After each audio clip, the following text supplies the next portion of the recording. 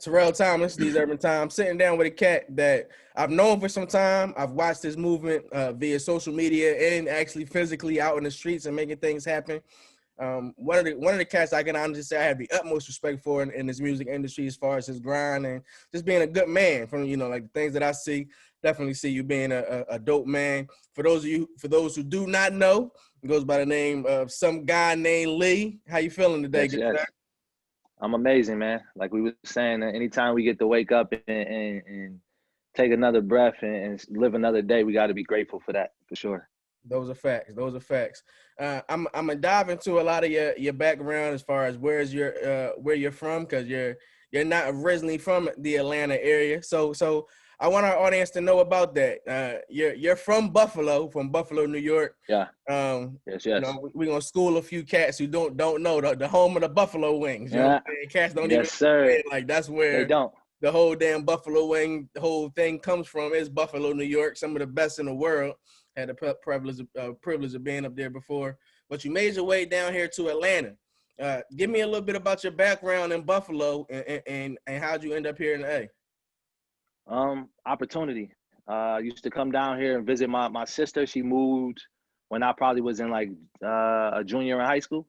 So Okay. that was my first time visiting Atlanta, and I fell in love instantly. I went down to like the underground and a lot of these other places that were down there, and I just fell in love with, of course, the culture, the women, and the weather. Like you said, I'm from Buffalo, so I'm used to snow in October and December. So we would come down here for Christmas, and it wouldn't be snow.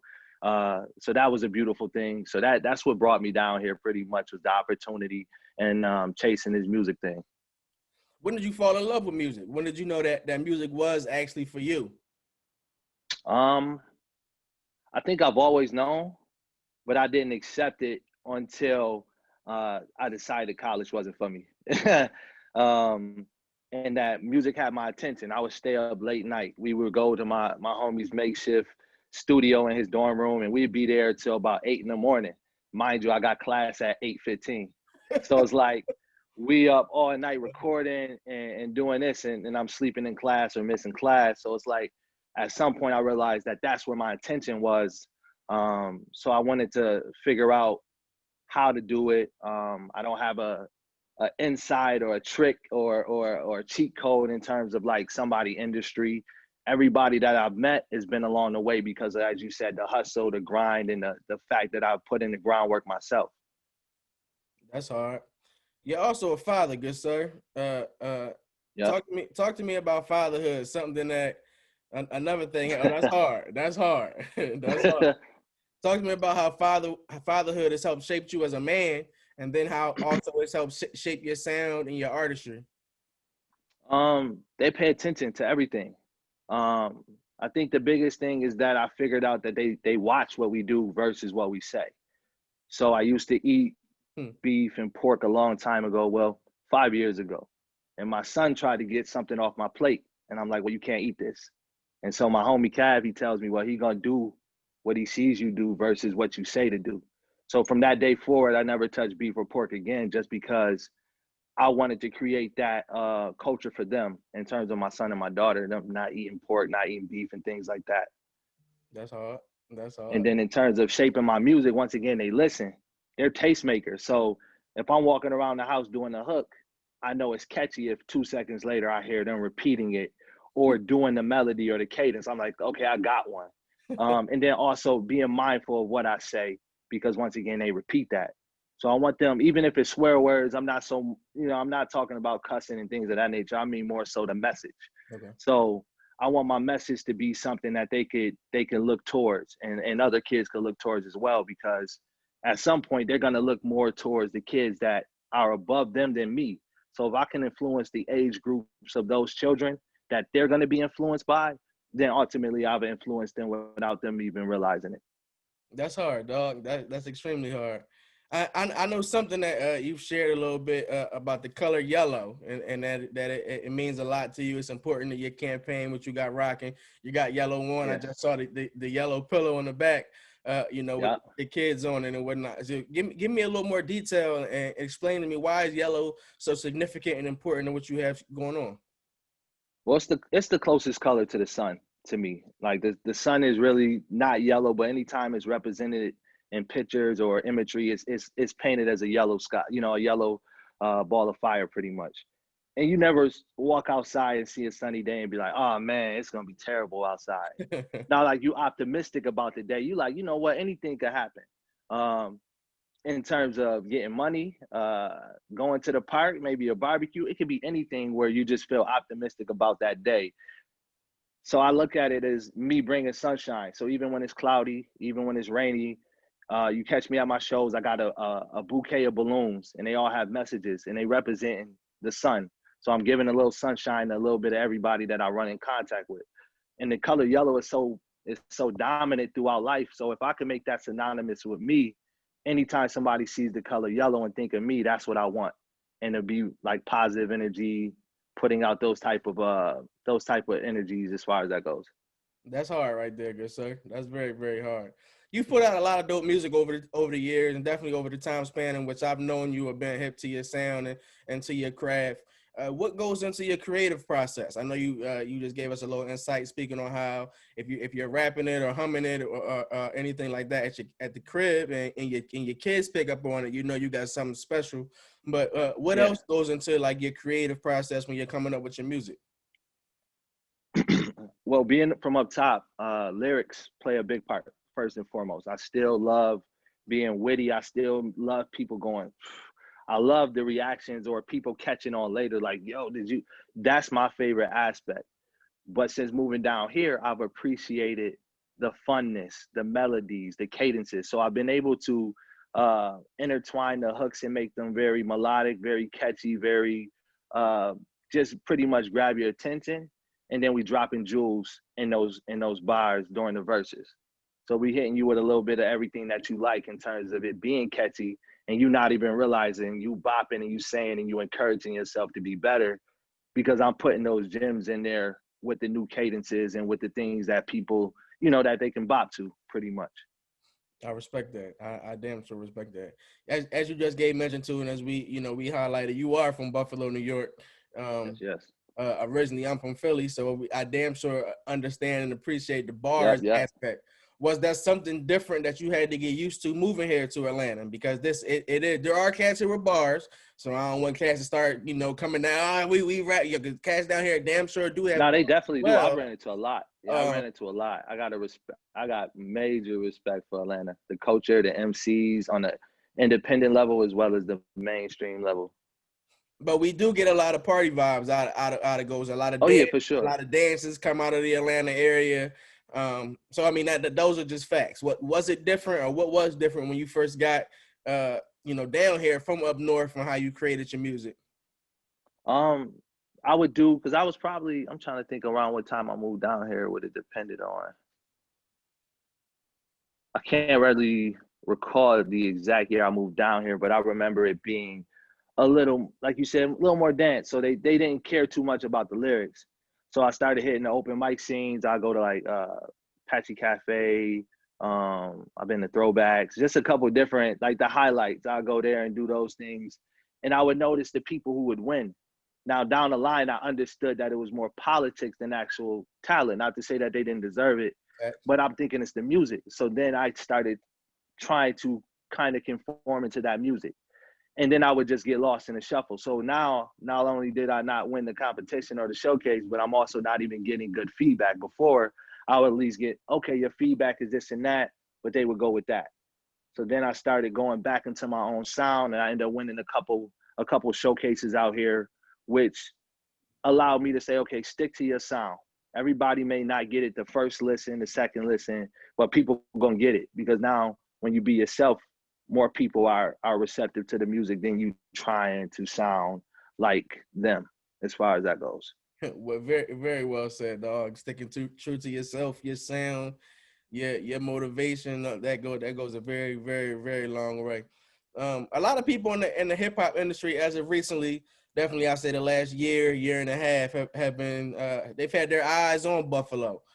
We've seen a lot with the PSF and with Benny the Butcher. Much respect to him and everything he has going on. Yes. And you two gentlemen hopped on the track, and that thing was fire. I don't want to say was. That thing is fire. Appreciate that. So Thank you. Thank you. Definitely respect for two heavy lyricists in my mind going at it and being, you holding your own. Because it's not like I don't want to discredit you like you're not a good rapper just because cats, you're not on this level. But some cats might get shy. Oh, I'm rapping with, and no, that wasn't your spill at all. It's a two-part question, really.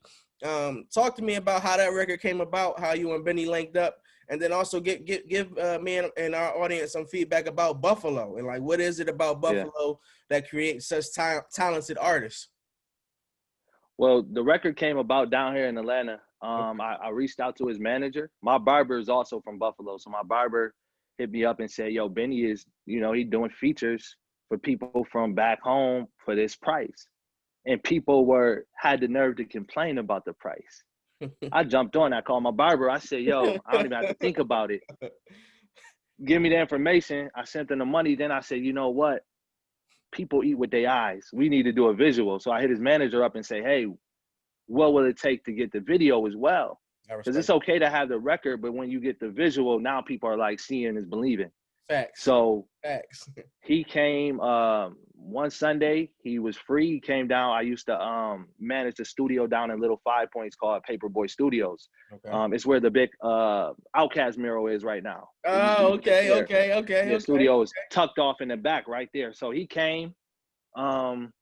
We had everything that he would need. We had some Popeye chicken. We had some Henny, and we had some good tree for him. He was like, "Yo, let me hear the beat again." He put it on. He's like, "Okay, let me get right." Ate a little bit, drank a little bit, did what he did. He goes back in there. He's playing the beat. He walking, pacing. And he tell my engineer, hit record. He press it. He go through. He do it again. My engineer, now mind you, he's getting levels. So he's not even like, he press it, he flat takes his joint. No phone, no paper, no pen, no nothing. Dang. One take, and it was finished. That's hard. And then we shot the video immediately afterwards. Okay. Super humble dude, super talented, and much respect. They definitely laid the groundwork. To answer part 2 of your question, they definitely laid the groundwork in terms of Griselda, BSF, and before that it was Unsigned City and rest in peace and long live DJ Shay. He was a staple. So even though I never physically worked with them, because I still was honing my craft, they were really doing stuff and moving in the city. So Buffalo is so special because we always felt like we were overlooked or underappreciated because we weren't the city. But anybody who actually visited there understood and respected what we had in terms of how we were raised, as well as how our pen was. As you can see, a lot of the major cosigns that Benny and them got early were from the OGs in New York. They really stamped them and said, okay, these dudes they solid. So, and I'm just trying to continue that and show my story from there as well. Facts, man. Very dope. Very dope. And then I got to ask you about the 60-day freestyle challenge that you did on social media. You had that joint on Instagram. That was definitely a good look and everything. Talk to me about that. That was just me thanking people for listening. I had didn't receive as many. I put out a project just quickly just because I wanted to. And it generated like 60,000 views quicker than I thought it was. So to show my appreciation, I just wanted to do 60 days of freestyling. And then it ended up becoming bigger than what I thought. And some of them started catching on some of the popular meme pages and things like that. So I had fun doing that as well. And plus, writing is one of my favorite things to do. So if I can challenge myself and make myself, because it's hard to get up, and even on the days where your voice ain't where it's at, or you sick, or you tired, or you just don't want to do it, I forced myself to be consistent to do that, and it was fun. And people appreciated it, so I appreciated it. What's next for you, good brother? Once again, Terrell Thomas sitting down with some guy named Lee. We're looking forward to everything you got going on. I can definitely say you'll have my support, our team support, because you just do. You move with a lot of pride, a lot of dignity, and I respect the hell out of that player. What's next for you though? As the summer is pretty much over now. Yeah, it get chilly out here in Atlanta. They gave us a few days, 78s where we thought we might get it, but it's a cold and rainy day today. So fall is upon us pretty much. We about to move into October, then we'll have the holidays, and we'll be moving into 2021. As we look to move into the fourth quarter of 2020, what else could we expect from you? I have been creating content this whole time. So in terms of project, I have 2 albums done. I'll do a small EP. I have a pretty exciting rollout that I can't wait to start sharing with you guys for that album. And it's my homage to my second home, Atlanta, pretty much. I got to rep it just as hard as I rep Buffalo, just because they show so much love out here. I respect that. So we have an album coming out, and it's produced entirely by, can't even share right now, but they're a hip hop duo who have the #1 record. I believe they still have the #1 record. Hey, so yo, I hear you. So yeah, we just working out the figures on that and making sure that we can get everything released. But yeah, they're gonna be doing the next single too. Okay, hard. You know, some people might have caught that, some people might not have, but that's I mean, hard. If they didn't catch it, they won't post it. Yeah, I respect that right there, good sir. Man, please continue to drop and put out quality music. It's appreciated, it's needed for damn sure. You know, Absolutely. It's definitely needed in the hip hop world and the world that we love so much. I appreciate your time, good brother. I appreciate you sitting down and sharing some of your experience and your jewels with us. And we'll be looking forward to talking with you again. We want to sit down and catch up with you again before the year actually comes to a close. Absolutely. Well, I appreciate you, man. And just like you said, in terms of respecting what I do, I see your hustle in all the fields in terms of sports, hip hop, politics. It's not anything that you don't got your hand in. And I appreciate the hustle and I respect the hustle. And I want to give you your flowers and your roses while you're here too. If nobody done told you, you great at what you do, man. And it's really professional, man. So anybody who comes in contact with you, it's such a small world, because people will be like, oh, you know Terrell, and I'm like, well, we're fond of each other in terms of understanding what we do business wise. So it's like, it's always dope when somebody that you respect somebody that you respect, if that makes sense. Yeah, I respect that. I damn sure appreciate that. I do. Absolutely. Damn sure appreciate that. We'll be in contact with you soon, good brother. Keep being great out here, dog. You as well. Much Peace, love. everybody. We coming soon. Yes, sir.